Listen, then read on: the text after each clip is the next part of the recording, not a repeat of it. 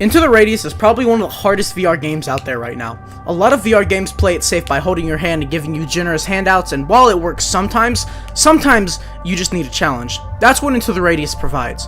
While the game isn't impossible by any means, you have to be way more smart and careful on how you approach things. But maybe the game is just too hard, or you're a little frustrated and need some help. Have no fear though, because me, Zach Big Dick Insomniac, is here to help you by giving you some cool beginner tips on the game that might just save you a couple deaths and help you get more fun out of the game. First off, always plan a route before you go out. If you have a certain mission to complete, you should always strategize where to go to get the most convenient route to your destination. Now, if it's an earlier map like Pervame Route, you can get away with making a beeline to whatever your mission is. But on more maps like Balotki Village and above, you're gonna maybe want to take a longer path. As the game states multiple times in its loading screens, the shortest route isn't always the safest.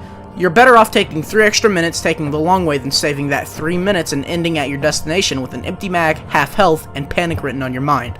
Please, for the love of God, do not beeline for something, or at the very least, beeline with probes in your hand as you constantly throw them forward. Sooner or later, you will run into an anomaly and you will die. That, or you'll run straight for your destination, run out of stamina, look behind you, and stare death straight in its eyes, so just don't. Speaking of taking things slow, you shouldn't just plan your routes, plan the actual plan. If you're going for a mission, how much money are you getting from it? Are you going to buy anything with it or save up for something bigger?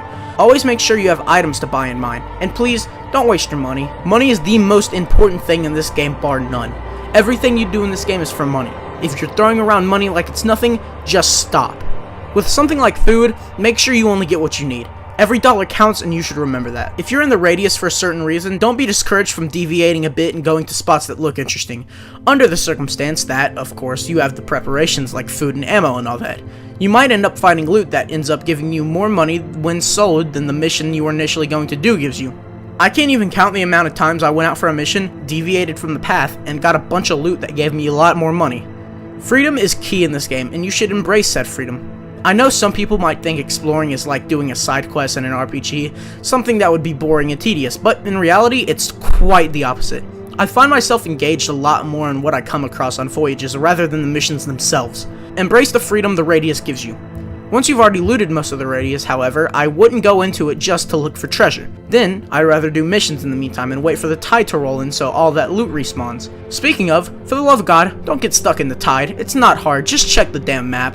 It's so easily preventable, and a lot of people don't even realize that you can just sleep through it at your base, and they just try to wait a few in-game hours until it happens.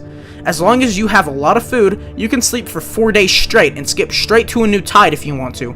Although, I wouldn't really recommend this, as it's just not a fun way to play the game. By the way, if this video has helped you out so far, drop a sub, it really helps. Anyways, organize your inventory, please. A well-timed backpack fetch to grab something you need is one organized backpack away from death. Put the food items with the food items, the ammo with the ammo, stuff like that. You can also make things clip into each other, so for stuff like ammo, you can put the same ammo types literally in each other so it saves space. Just make sure your ammo box is full.